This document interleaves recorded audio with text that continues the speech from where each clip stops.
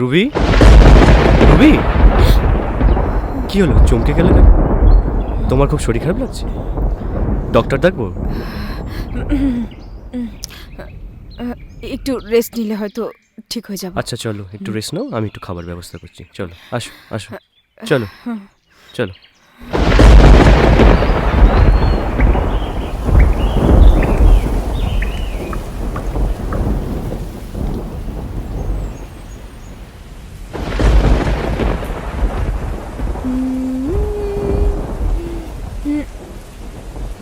এত সুন্দর romantic weather, আর তুমি মুখটাকে ওরকম করে আছো কেন?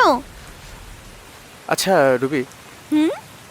এই আজকে যে তুমি আমার সাথে এখানে এলে, এতে কাকু কাকিমা কোনো সন্দেহ করেনি তো? আমি কি বাড়িতে বলে এসেছি নাকি যে তোমার সাথে ঘুরতে এসেছি? তাহলে তাহলে আবার কি, আমি বলেছি রিয়ার গ্রামের বাড়িতে পুজো আছে আর আমি সেখানে যাচ্ছি, ও আমাকে নিয়ে যেতে চায়। আর এই কথাটা কাকু কাকিমা বিশ্বাস করে নিল? নিল। হ্যাঁ? আরে আর আমি চেয়েছিলাম তোমার কাছে একটু থাকতে, তোমার ভালোবাসা পেতে, তোমার ছোঁয়া পেতে। আচ্ছা রুবি, হুম? একটা কথা বলি। এটা ঠিক যে আমরা দুজন দুজনকে ভালোবাসি, কিন্তু তুমি তো আমার ব্যাপারে সব জানো। আমি একটা চালচলহীন একটা ছেলে, আমি নিজেকে ভালো করে চালাতে পারি না।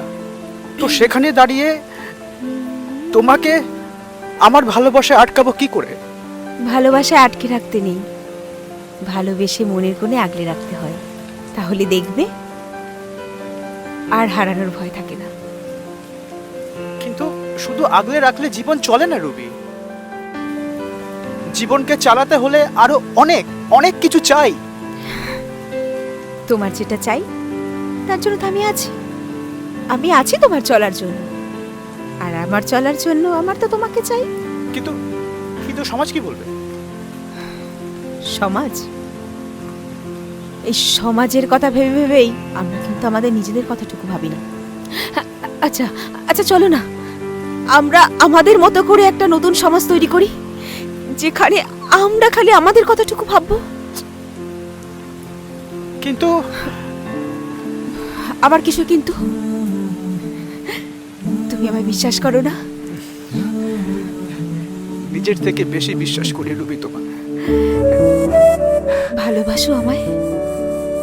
সবার থেকে বেশি ভালোবাসি। তাহলে তাহলে বাধা কোথায়?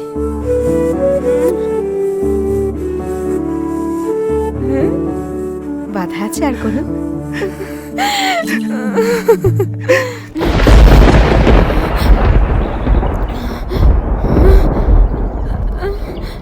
রুবি, রুবি, কাউকে খুঁজছো তুমি? স্বপ্ন দেখছিলে? শরীর খারাপ লাগছে নাকি? মানে কি মানে মানে বলো, কথা বলছে না কেন? কথা বলো, শরীর খারাপ লাগছে? না না, আমি একদম ঠিক আছি। চলো তুমি ফ্রেশ হয়ে নাও, আমরা একসাথে লাঞ্চ করতে যাবো, ঠিক আছে? চলো ফ্রেশ হয়ে নাও।